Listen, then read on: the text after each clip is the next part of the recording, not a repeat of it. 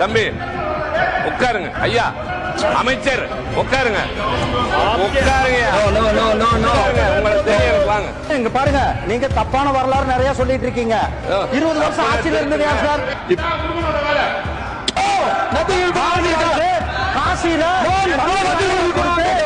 இந்த பனாரஸ் பாரதியாருக்கு சிறப்பான சென்ட்ரல்ல 20 வருஷம் ஆட்சியில் இருந்தது யார்? திமுக ஆட்சியில் இருந்தது, காங்கிரஸ் ஆட்சியில் இருந்தது. நீங்க அவங்க கூட கூட்டணியில் இருக்கிறீங்க. அப்ப யார் பண்ணிருக்கணும்? நீங்க கொண்டு வந்திருக்கணும். இங்க வந்து இந்தியா முழுவதும் கொண்டு வந்து சேர்க்க வேண்டிய பொறுப்பு யாருக்கு இருக்கு? உங்களுக்கு இருந்தது. பொறுப்பை வந்து தட்டி கழிச்சதீங்க. அந்த தீரன் சின்னமலை சிறையில் இருந்த போது அவனுக்கு செருப்பு தைத்து கொடுத்த பொல்லான் என்பவன் அவன் எப்படி தப்பிக்க வேண்டும் என்பதற்கான யோசனையை செருப்புக்குள்ளே வைத்து அவருக்கு அனுப்பி அதன் மூலமாக தீரன் சின்னமலை